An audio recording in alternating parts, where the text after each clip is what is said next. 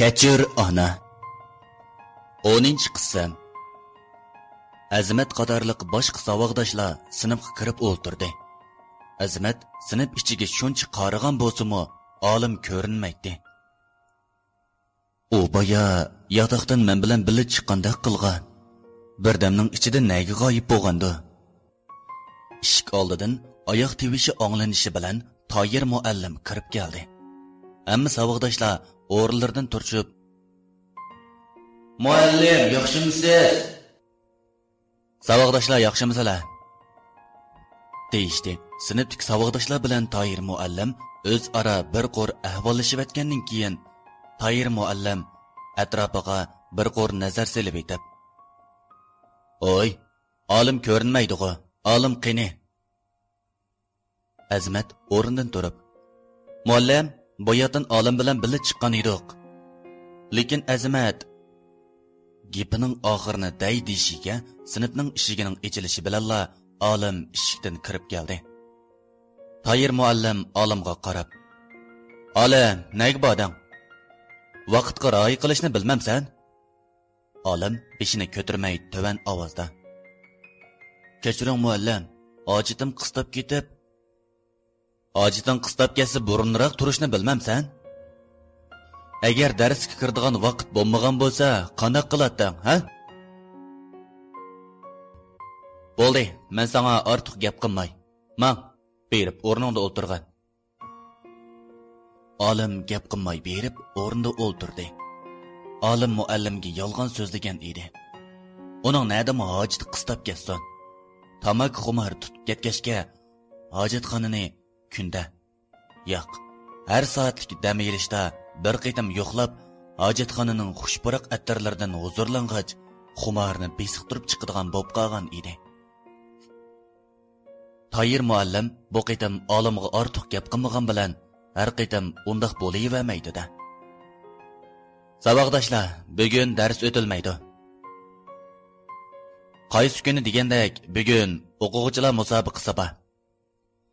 Shunga sizlar maydonga chiqqandan keyin parang selishga, qalaymaqon mengib yurishga ruxsat qilinmaydi. Tushundinglarmi?" Savodashlar o'llik ovozda "Tushundik" deb javob berishdi. Tushungan bo'lsanglar yaxshi.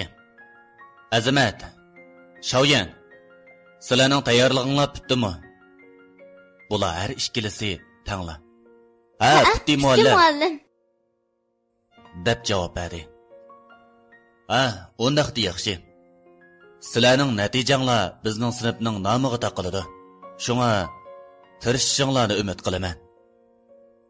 Shavyan, siz qiz bola bo'lgandan keyin riyosatchilikni siz qiling." Shavyan intoyin chiroyliq, muloyim bo'lib, o'zi xushchiroy, gaplari noyat joyida xanzu qizi edi. Shavyan, "Muallim, men nima bo'ldi? Qilamayman demoqchimisiz?" "Yo'q, uningga mening tayyorligim yo'q. Men tayyorliqsiz holda sahnaga chiqsam, boshqalar meni masxara qilmamdi.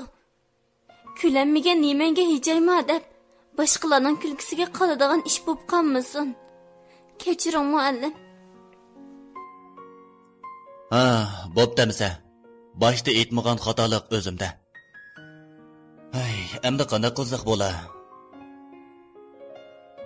Azimat Toyir muallimga qarab, "Muallim, cho'qim qiz bola bo'lish shartmi?"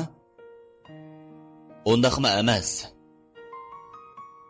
"Muallim, amsa riyosatchilikni malla qilsam bo'lmadimi?" dedi Azimat.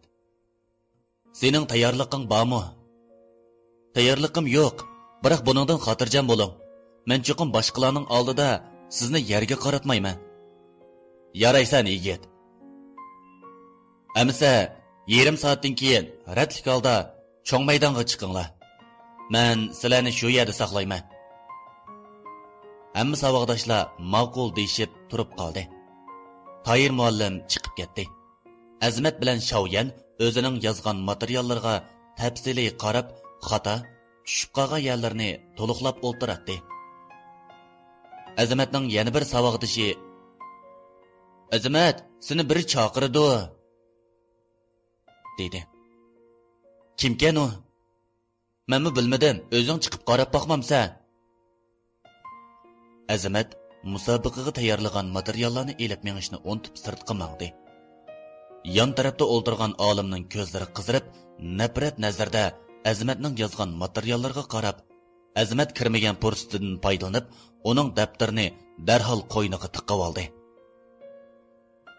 Necha minutdan keyin Azamat qaytib kirib, o'zining materialining yo'qligini ko'rib izlashga boshladi. Biroq shuncha izlagan bo'lsa-mu, hech qanday yerdan topolmayotdi. Azamatning ichi titildab, olimga qarab: "Olimja adash, mening materiallarimni ko'rdingmi? Boya sirtqa mengishning oldida mushaga qo'yib qo'ygan. Biroq kirib qarsam yo'q turdi adash." Olim hech bo'lmagan qiyofatda: "Adash, obdanroq o'ylab baqqin. Boya sirtni tushirib qo'ydingmi ya?" dedi. "Yo'q adash, rostla sirtqa olib chiqmagan. Boyamqi bolani men tonimaydi ekanman. Ishq oldiga chiqsam, u palonini tonimsan, pukunini tonimsan deb men tonimaydigan bolaning gapini qildi. Ondan ha bo'libdi amisa deb ketib qoldi. Men kirib qarsam yo'q turdi." Olim hech bo'lmagandek: "Adash, bo'ldi, o'zingga ishongin. U nima bo'lmasimi, sen degan aqlliq, g'ayrat qil adash." Olim Azamatga masxir aralash qarab qo'yib sirtqa chiqib ketdi. Mana Tayir muallim degan yarim soatni to'shib, sinfdagi savodashlarmi ratlik qator bo'lishib, cho'ng maydonga qarab mangdi. Azamat Shaoyanga qarab: "Shaoyan, mening materialim yutib ketdi. Endi qana qilaman? Kim men bilan qerishib-atqandi?" Bo'ldi Azamat, ko'nglingni yerim qilma. O'zingga ishon. "Lekin u material bo'lmasa qanday qilaman?" dedi Azamat mayuslangan holda. Shaoyan Azamatga qarab, ichi og'irgan bo'lsa-mu, biroq amal yo'qda. Azamat, material bo'lmasa-mu, yozgan narsang esingda bordi. Esimda g'o'ba. Lekin sahnaga chiqqan vaqtimda jiddiylasib, kallamda banasini unutib ketsam qana qilaman. Azamat, men sana ishonaman. Sen cho'qim qila olaysan. Yura, hammasi chiqib bo'ldi. Biz mu chiqaylik. Azamat bilan Shaoyan cho'ng maydonga chiqdi.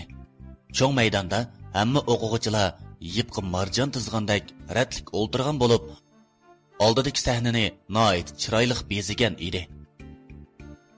Musobaqaga qatnashadiganlar ayrim qator bo'lgan bo'lib, Azamat bilan Shaoyanmo shularning yeniga berib, qatorga kirib o'ltirdi.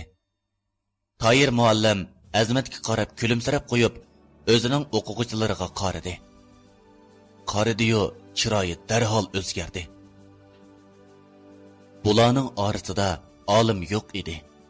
Tayir muallim boshqalarga qarab: "Savodashlar, olim chiqmabdi-ku, uni ko'rdinglarmi?" Hammasi tangli ko'midiq deb javob qaytargan bo'lsa-mu, biroq oldin qarab 3-qatordan bir qiz: "Muallim, boyi men uni hojatxona tarafga mang'anini ko'rgan edim." To'g'ri. Olim hojatxonaga kirib, yenidan bir tal tamakiga o't tutashtirib yiqib, kuchab sho'rab, eg'iz burunlaridan is chiqarib, qo'ynidan Azamatning materialini chiqarib, "Endi birinchi bo'la. Boshqalarning oldida yo'g'onchilik qila. Muallimning oldida o'zingni chag'ilolmay qolding ya." Olim ochiq bilan kulib, Azamatning material daftarining varaqlarini bir-birlab yirtib tashlab: "Azamat, endi sening birinchi bo'g'iningni men bir ko'ray." Olim kulib, xo'shaligi ichiga patmaganda qiladi. Ko'nalada 10 kulka bir yig'a deb olim Tayir muallimdan tildashnam anglaydiganligini bilsa, yana kularmidi. Olim muallimga chandurmay qatorga kiraman deb o'ylab qoldimi, yondagi daraxtning yenida turgan muallimni ko'rmay, atrofga qarab etib, qatorning oxiriga berib o'ltirdi. Buni ko'rgan Tayir muallimning ochiq kelib, olimning kaynidan yenik noqib qo'ydi. Olim bo'lsa: "Nima, jim o'ltira, tossimi bir?" Muallim bu qitim uning gadiniga qattiqroq urib qo'ydi. Olimning bu qitim ochiq keldimi yoki boshqa sababdanmi qandaq? O qo'ng'altoq, nima gap qilmasam odamni urib yurisa, bu nervisi ojiz. Olim orqasiga qarab sarang demoqchi bo'ldi-yu, biroq gapining oyog'ini chiqaramay, kaynida qopoqlarini turib, odamni tirik turib yavitidigandek alpoz bilan turgan Toyir muallimni ko'rib, eg'iziga kelgan gapni yutavatdi. "A olim, yana nima demoqchi edim? Atdigan-sini bir qitim kajursam, yana xatolik sodir qildingmi? Texmini tilovatsin, ha?" Olimning eg'iziga gapmi kelmay, "Kechiring muallim, meni boshqa bolalar urvatga o'xshaydi" debdimi? Men qasdan qilmadim. "Ey olim, sen nimanchi dud kalva, ismingga loyiq bir ish qilsangchu deyman. Hozir qatorning eng oxirida o'ltirgan tursang, seni kimmi ura olaydi, ha?" Olim Toyir muallimning gapini anglab, "To'g'ri, men nima degan dud, ha? Kechiring muallim, men xato qilibman." "Bo'ldi. Baya nega bording? Qachonlik qarsa, oxirida paytamangni so'rabli yuramsa, ha?" Olim Toyir muallimga gap qilay deyishga yana bir o'qituvchining chaqirishi bilan, hozircha sana gapim yo'q. Sen bilan keyin paranglashay" deb chaqirgan tarafga qarab ketib qoldi. Hanim bo'lsa, ajab to'g'ri gap qildi deysa, deb olim o'rinda o'ltirdi. Cho'ng sahnada olqi sadolar yangrashi bilan maktab mudiri chiqib keldi. Va qo'liga mikrofonni ilib, "Jafo tortib xizmat qilayotgan o'qituvchilar, kelgusining kelajaklari bo'lgan suyimli savodashlar, hammanglarning mush vaqtinglar xayrli bo'lsin."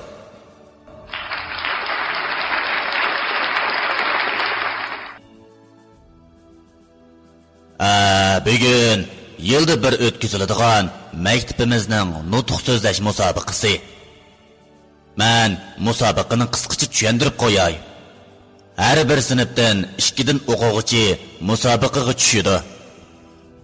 Musobaqada birinchi bo'lganlarga 200 yuan naqd pul, yana ilg'or sinf lavhasi beriladi. Ikkinchi bo'lganlarga 100 yuan naqd pul. Buningga lavha berilmaydi. Üçüncü bo'lganlarga 50 yuan naqd pul. Bularga lavha berilmaydi. Hozir musobaqa boshlanish oldida turibdi. Hammanglarning natija qozonishinglarga tilakdoshman.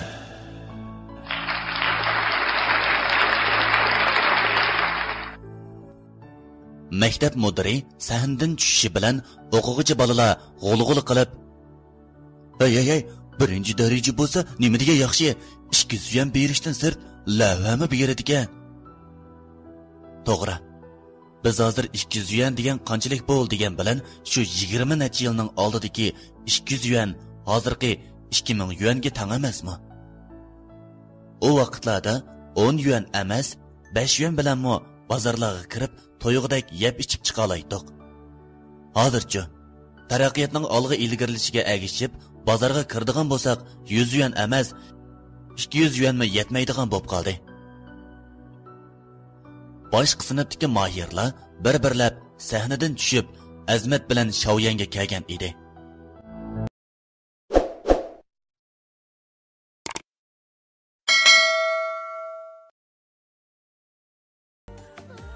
Birinchi qism. Azmat sahnaga chiqishi bilanla maktabdagi barliq o'qituvchilar, savodashlar hayron qoldi. Toyir muallim Azmatga qarab, "O ajab tayyorlagan materialini ekanmabdi-ku. Qanday ishdi bu?" deb o'yladi. Azmat sahnaga chiqib, mikrofonni elib, eg'ir birni tinibatgandan keyin, "Hurmatli o'qituvchi ustozlar, suyimli savodashlar, yaxshimisizlar? Hammanglarning mush vaqtinglar xayrli bo'lsin. Men to'liq 1-yillik 3-sinf o'quvchisi Azmatjon bo'laman. Ko'pchilik partiyamiz bo'lmagan bo'lsa, bizning hozirgidek xotirjam kunimiz bo'lmaydi. Shundaqmi? Maktabdagi hammaylan butun ovozlarni qo'yib etib, shundoq deb o'llik tovlashdi. Bu ovoz maktabning ichida aks sada bo'lib qaytgan edi. Undaqda biz oldi bilan Jo'g'a Xalq Jumhuriyatimizning davlat she'rini hammaylan birlikda o'rindaydi. Azimat o'zi davlat she'rini boshlab berdi. Butun maktabdagi o'qituvchi-o'quvchilar hammasi davlat she'rini o'qib, maktabni zilzilaga keltiribdi. Biz faoliyatimizning 3-kun tartibiga asosan Savoqda Shavyan o'zining nutqini so'zlaydi.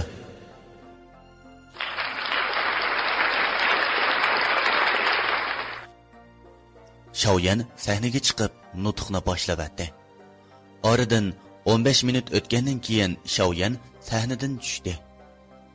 Azimat sahnaga chiqib: "O'qituvchi ustozlar, savoddoshlar, faoliyatimizning 4-kun tartibiga asosan endi nutq so'zlash menga kelgan edi. Biroq men tayyorlagan materiallarimni yutirib qo'ydim. Lekin men materiallarimni yutirib qo'ydim deb bu musobaqadan voz ketsam bo'lmaydi. Chunki bu natija meningla emas, sinfimizdagi 40 necha o'quvchiga vakillik qiladi. Shunlashqa men hozir ona degan temada nutq so'zlayman." Azimat shundaq deb nutqni boshlabdi. Ona kishilik hayotdagi turmushning manbasi, turmushimizdagi xo'shallikning jo'lasi, mehr muhabbatning yuksak bir pallasi. Ona butun atrofni yo'rtib, barcha mavjudotga o'zining illiq bir haroratini beradigan nurli quyosh. Usuzlik va tashnolikqa intizor bo'lganda so'qib kelishdan to'xtab qilayli deb qolgan yuragimizni yashartadigan mangu qurmas buloq. Qahrton so'qoqlarda g'ol-g'ol titrab ketganimizda o'z harorati bilan bizni illiq bir sezimga erishtiradigan xosiyatli bir uva.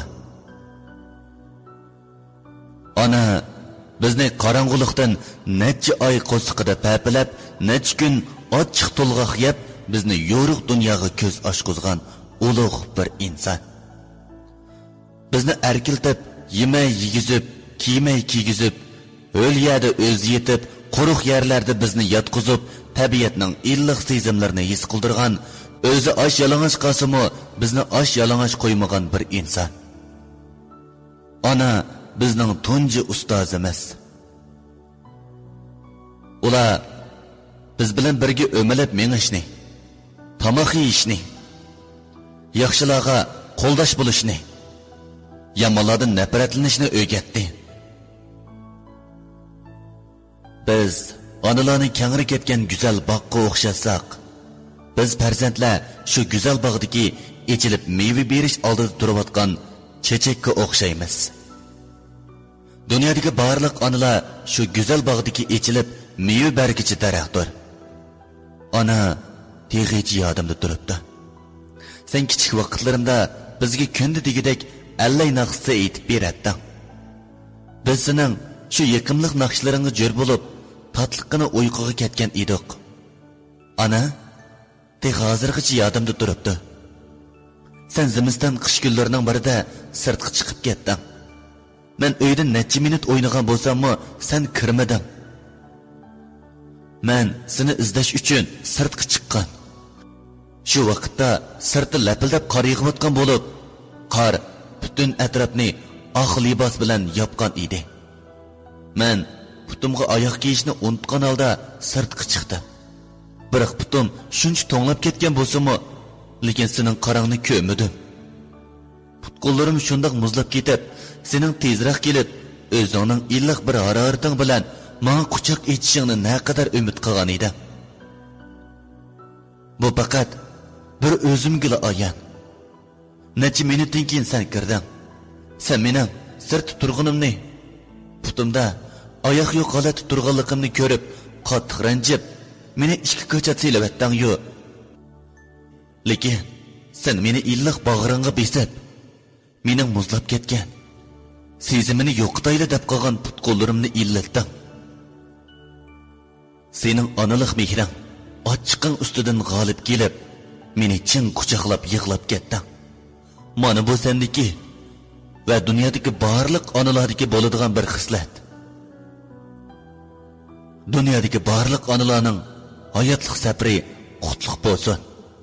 Ömür uzun, kunlari xo'shal-xo'ram, baxt ichida o'tsin. Nutug'im mushada oxirlashdi. Ko'pchilikka rahmat.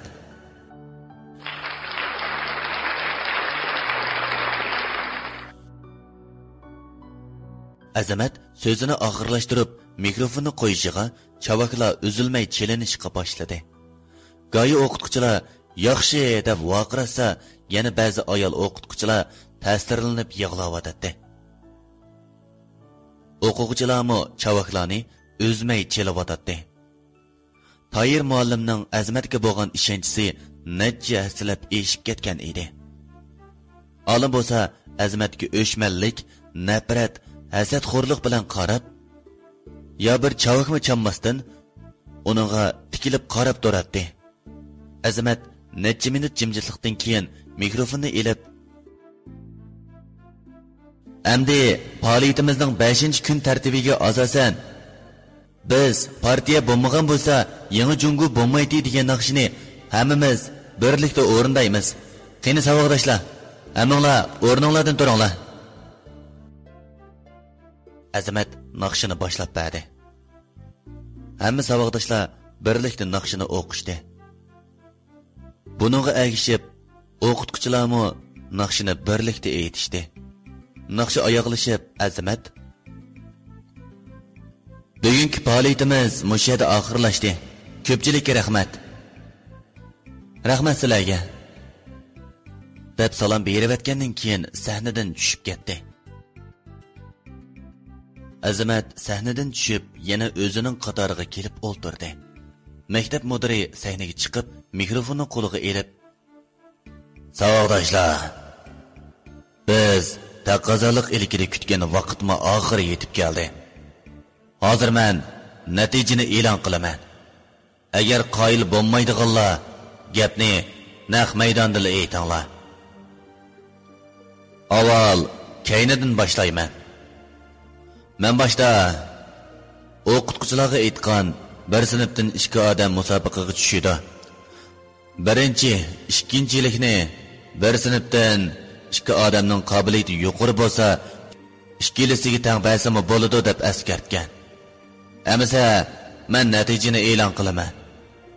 3-chi bo'lgan sinf 3-yillik 5-sinfdan an yo'ng.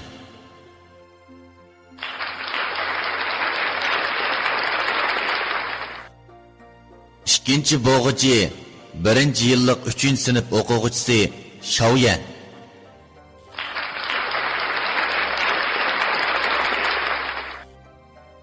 Tayir muallim va boshqa savodashlarmi bu natijani anglab xo'shal bo'lishib, chavaklarni o'zmay yangirtib etishdi. Olim satti ijarab ketdi.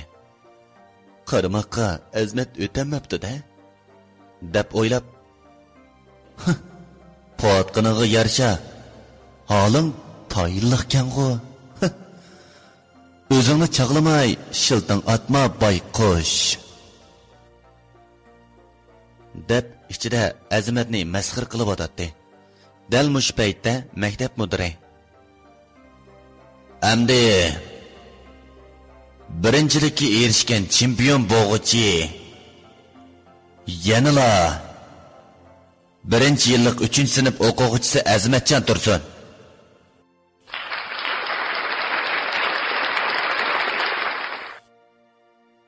Olim quliqiga ishonmay ichib-o'tgan suyini kiyimlariga to'kib etdi. "Xap, kuspurish.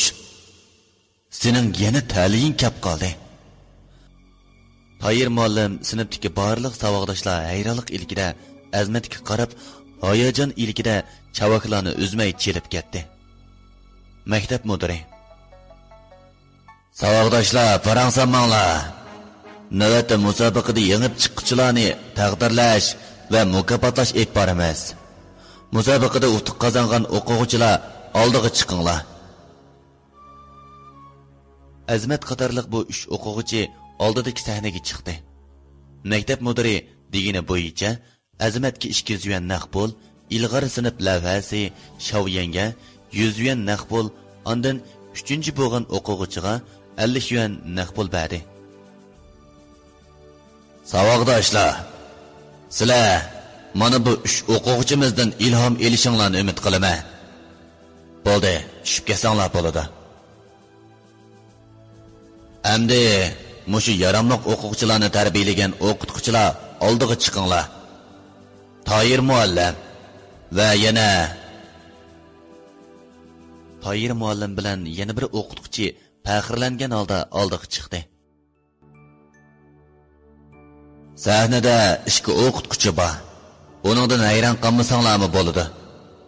Chunki Azmat bilan Shaoyan Toyir muallimning o'quvchisi emasmi? Maktab mudiri Toyir muallimga va yana bir o'qituvchiga ilg'or sinf mudiri degan lavhani berdi. Boshqa o'qituvchilarmi bularga qarab havas va hasad qilishdi. Demasimi bunday sharaf hammali odamga nisb bo'lavermaydi-da. Cho'ng maydondagi hammasi tarqab, hammasi o'z sinflariga kirib ketishdi. Toyir muallim sinfga kirib, Azmatga va Shaoyanga qarab: "Yaraysizlar. Bugun sizlar qaltis ish qildinglar. Savoqdoshlar, bularga yana bir qitim olqish yang'irtayli."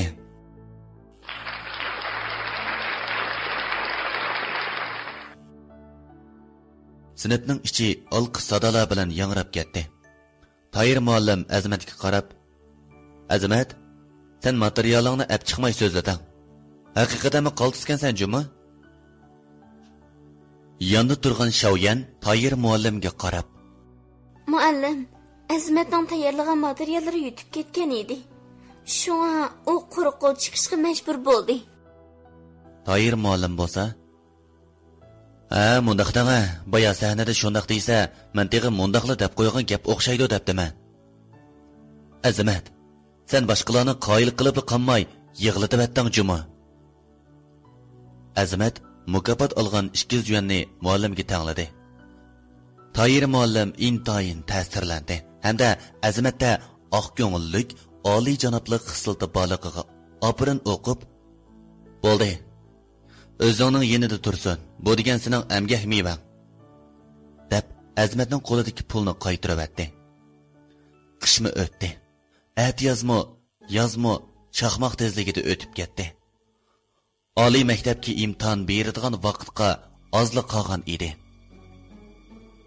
Azmat o'zini tutamaslik sababli taqdirning chaqchiqi Azmatni hasrat pushaymoniga qo'yib qo'ydi. Atiyozning kunlari oxirlashib, yoz fasliga qadam qo'ygan kunlarning birida olim Azmatning yoniga kirib: "Azmatcha adash, nima ish qilyapsan?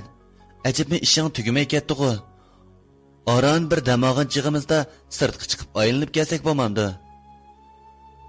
Azmat olimga qarab: "Voy adash, meni sirtqa chiqqisi yo'q demsan. Sirtqa chiqay desam, darsni takrorlab bo'lammidim.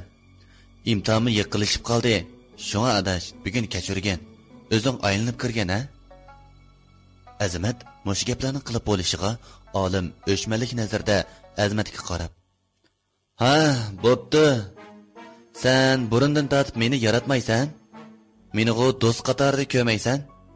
Bugun aran damaga vaqtimizda sirtqa chiqib aylanib kirayli desam, yanada meni yaratmading a? Bo'pti adash." Olim kayniga o'rilib eshik tarafga qarab mangdi. Azmat olimning ko'nglini ranjitkisi kelmadimi aytavur? "Olim, to'xtab tur." Azmatning chaqirishi bilan olim sat ijarab to'xtadi va ma'yuslangan holda orqasiga qaradi. "Xafa bo'lma adash, 10 minut ta'xir qil. Materiallarimni silib etib, ondan sen bilan birga chiqay a?" Azmat materiallarni silib etib, olim bilan mangdi.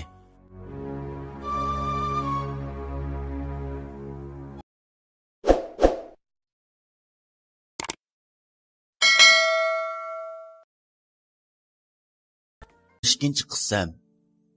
Azmat olim bilan birga maktabdan chiqib, maktabga ancha yiroq bo'lmagan bir oshxonaning oldiga keldi. Olim Azmatga qarab: "Adash, yura. Bu oshxonaning tamoqi xeli o'xshaydi." "Adash, bu nədimi oshxona bo'lsin? Aroq tamoq sotadigan do'konkan-ku bu," dedi Azmat olimga qarab. "Bu yerda tamoqmi chiqadi?" deb Azmatni gapga kirgizolmaslikdan ansirdi. "Voy, adash, bugun oloytan do'stlarimga seni akilaman deb va'da qilib qo'yibdi-ekanman. Ko'rmasang, boshqalarning oldida mening yuzim to'kiladi. Ham bundan keyin xalq meni ko'zga ilamdi." Azmat olimning gapini anglab: "Hay, bo'pti. Mushu bir qitim buning yuzini qilay. Bo'lmasa u yana mendan o'lgida xafa bo'lib yurmasin." Azmat ko'ngil avaylab bosgan xato bir qadamining o'zini hasrat, pushaymonda qoldirganligini xiyoliga keltirmagan edi. Azmat olim bilan ichiga kirdi. Ichi degandek cho'ng emas, lekin odam shundoq ko'p edi. Olim 4 kishilik ustalda o'ltirgan 3 odamning sharatlashi bilan Azmatni elib, ular tarafga berib: "Olim, "Oy, adash, ajab burun kap bo'psan-ku," deb ularga qo'l sundi. Bu uchi chochlarini qizlarnikidek o'stirib olgan, quliqining bir tarafini tashtirib, ant cho'ng bo'lmagan bir halqa silib olgan, puchsiga katakchi shakllik holrang ko'ynak kiyib olgan.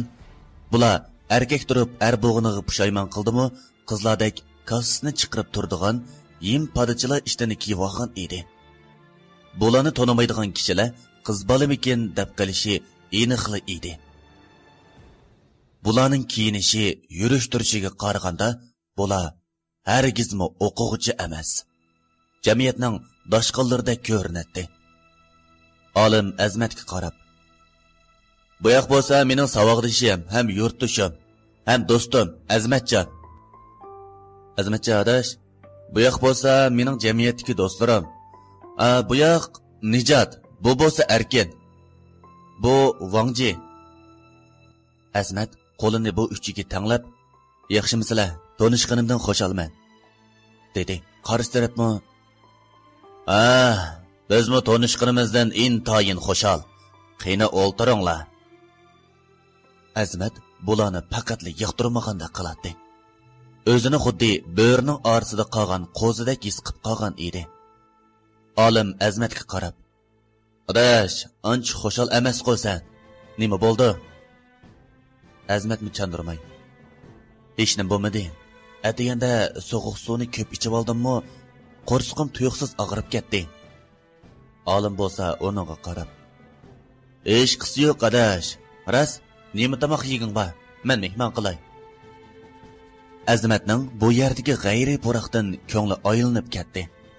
"Mulozim, tamoq tizimligini akilib bering, ha?" Olimning chaqirishi bilan mulozim tamoq tizimligini akilib qo'yib ketib qoldi.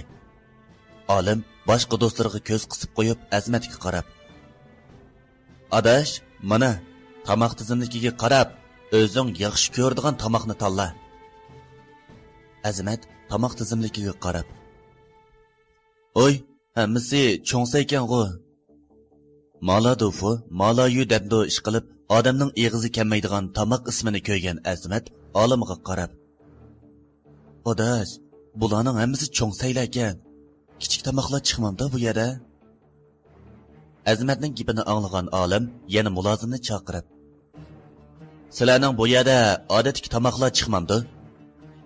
Bu mulozim qiz olimga qarab: "Apandim, bizning bu oshxonada cho'ngsaylarlar bor. Kichik say yo'q." Bo'ldi. Ondaqda dapanjidan bir taqsi akib bering." "Ma'qul, apandim, sal saqlab turing," deb qo'yib ketib qoldi. Azmat olimga mehta qarab: "Olimja adash, nimishqa menga yolg'on so'zlaysan?" Olim nima qilishni bilolmay: "Adash, men senga qachon yolg'on so'zlabdiman? Sen boya bu oshxonaning tamoqi bakli o'xshaydi degan eding. Biroq sen bu oshxonaga necha qitim kirgan tursan? Ajiba sen bu oshxonada mushundaq saylar chiqadiganligini bilmabding? Bu sening meni oldig'ining bo'lmay nima?" Olam Azimatning gaplarini anglab, bir ig'izmi zuvan surmay, chiroylari totirib ketdi. Bo'ldi adash, men qaytib ketay. Har qancha ish bo'lsa-mu, menga aniq deyishing kerak edi. Azimat gapni qilib bo'lib mengishiga Azimatning qo'lini biri tutib oldi. Bu Nijotning qo'li edi. Nijot Azimatning qo'lini qo'yib etmay turib, Azimatjon inim, mushundaqli ketib qolamsiz? Acaba bizning yangidan tanishqanligimizning yuzini maqammamsiz? Olimg'u qasdan yolg'on so'zlagandi. Bo'ldi ha? Bizning yuzimizda qiling. Olim adash, Azimatjondan kechirim so'ramay qarab tursan-g'u. Olim Azimatga qarab, kechirgan adash, meni boshqalarning oldida o'sal qilma. Menga mushu bir qitam fursat bergin. Ma'qulmi adash? Azimat olimdan shuncha ranjigan bo'lsa-mu, uni mush bir qitam kechirib etdi. O'xshagan dopanji chiqish bilan birga piva, aroqlar ustal ustiga liqqida tizilib ketdi. Azimat boshqalarga qarab, Bu qanday gap? Men azaldan aroq ichmayman jumo. Buningga erkin gap qistirib, voy adash, oldinga gap bo'g'ichi nima to'li gap bu? Sen ishmisan? Mayada, mana maydamizda tuki bor bizdek erkaklar ichimiz. Ha? Olim, Nijot, Anvar, Vangji qatorliq to'taylan romkalarni so'qashtirib, birdamda necha botolkani pak his qilib etdi. Ondan dopanji yeb o'ltirgan Azimatga qarab, Azimatjon adish, mavo yangidan tanishgan do'stligimiz uchun erkak bo'lsang yuzimni qilib ishsa, bo'lmasa meni yaratmadi deb bilaman juma, dedi Nijot. Azimat nima qilarini bilmay Nijotga, men azaldan aroq ichib boqmagan, menga zo'limang, ha? Azimat shundoq degan bo'lsa-mu, biroq foydasi bo'lmadi. Azimatjon, meni yaratmading shundaqmi? Unaqa emas. O shundoq deb shuncha degan bo'lsa-mu, boshqalarning zo'rlashi bilan bir romka aroqni ko'zini yumib ichavatdi. 2 romka, 3 romka. Shundoq ichib, Azimat bir botolka aroqni ichib olishiga ko'ngli elishib ketdi. Azimat mulozimni chaqirib, bu yerda hojatxona bormi? deb so'radi. Mulozim qiz, ana, tuzli menga o'ng'a bo'lsangiz bo'ladi, deb qo'l ishorasi bilan ko'rsatib qo'ydi.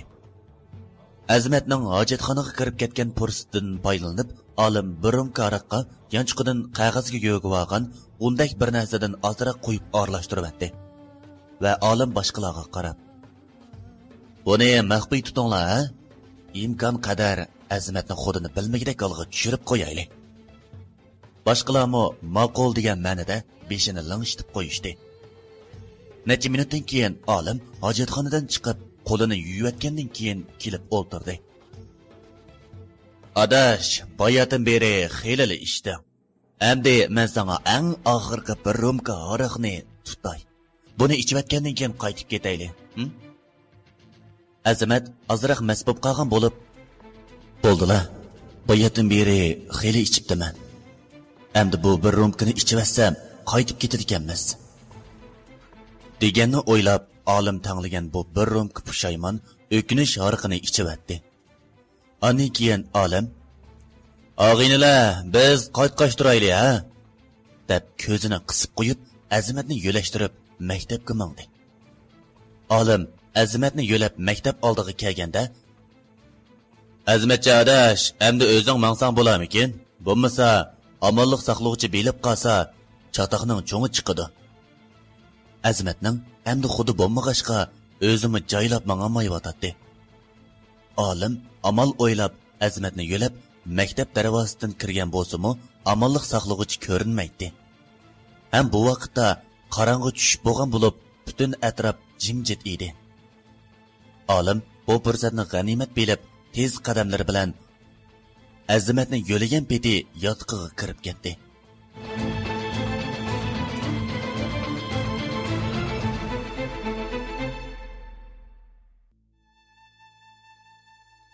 Azimat o'g'lim, nega mangding? Sen ishkirda emasmiding? Bu yerda nima ish qilyapsan? To'xtag'ina balam. Ayxon ana Azmatni shuncha chaqirgan bo'lsa-mu, biroq Azmat onasiga qaramay, o'dol bir yo'linishga qarab mengayverdi. Ayxon ana bo'lsa, tez qadamlari bilan Azmatning oldini to'sib, uning o'sib, ko'zlarini to'sib olgan uzun sochlari oqirib ketgan, yuzlari va o'ltirishib ketgan, xuddi iskili shoxga o'xshab qolgan chiroyini ko'rgan Ayxon ana cho'chib. Yo'q, yo'q, sen o'g'lim emas. Sen o'g'limning siyoqiga kirib olgan alvosdi. Yo'q.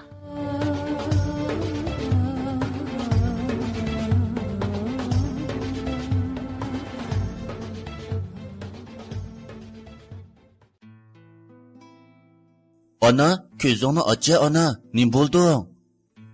Ayxon ana Azarning chaqirib uyg'otishi bilan cho'chigan beti, ko'zlari yosh, butun badallari tarlab ketgan holda uyg'onib ketdi.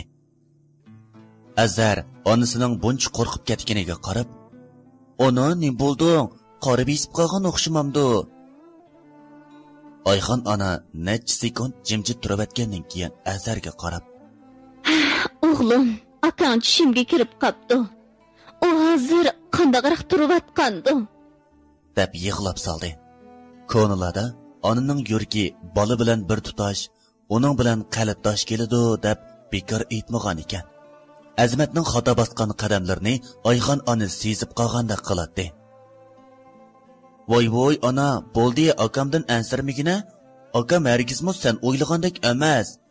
Akam cho'qim yaxshi o'qib, seni va bizni yaxshi kunga erishtirdi," dedi Azar Ayxon onaga qarab.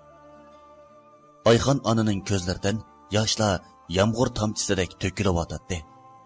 "Meni yaxshi kunga erishtiramikin deb tamoyim yo'q. O'zi yaxshi o'qib, xalq uchun yaramliq odam bo'lsa deyman. Men hozirgi kunimga rozi. Biroq o'g'lim, akangni xato yo'lga kirib qolambikin deb bakla ansirab qoldim.